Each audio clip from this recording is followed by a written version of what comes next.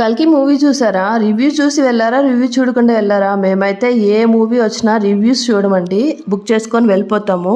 ఆయన మహాభారతం తెలుసా అన్నాడు. ఏమండి మహాభారతం తెలిస్తేనే సినిమాకి వెళ్ళాలా అంటే, లేదు నీకే అర్థమవుతుంది. మూవీ ఐమాక్స్ లో చూద్దామని బుక్ చేసుకున్నాము. పార్కింగ్ కే మనకి 15 మినిట్స్ పట్టింది. మహాభారతానికి ఇప్పుడుండే టెక్నాలజీకి అసలు ఎలా కనెక్ట్ చేస్తారో అనుకున్నాను. సినిమా చూడండి మీకే తెలుస్తుంది. చాలా చాలా బాగుంది. డైరెక్టర్ ప్రతి ఒక్క క్యారెక్టర్ కి చాలా బాగా న్యాయం చేశారు. అలాగే మ్యూజిక్ డైరెక్టర్ ప్రతి చిన్న క్యారెక్టర్ కి బ్యాక్గ్రౌండ్ అయితే చాలా బాగా అదరగొట్టేశారు. ఎవ్రీ వన్ కి చాలా ఇంపార్టెన్స్ ఇచ్చారు. అక్కడ అది మెయిన్ నాకు బాగా నచ్చింది. ఐమాక్స్ లో ప్లస్ ఏమంటే స్క్రీన్ పెద్దది ఉంటుంది, సీట్స్ కంఫర్టబుల్ గా ఉంటుంది. ఐమాక్స్ మూవీ టికెట్ పాప్కార్న్స్ ఎంత ఉంటుందో గెస్ చేయండి. ఒకవేళ తెలియకపోతే లాస్ట్ పెడతాను చూడండి.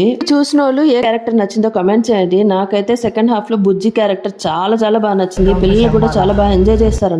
మూవీని చూసిన తర్వాత కంపల్సరీగా మహాభారతాన్ని రీబ్యాక్ చేస్తారు. వీడియో నచ్చిన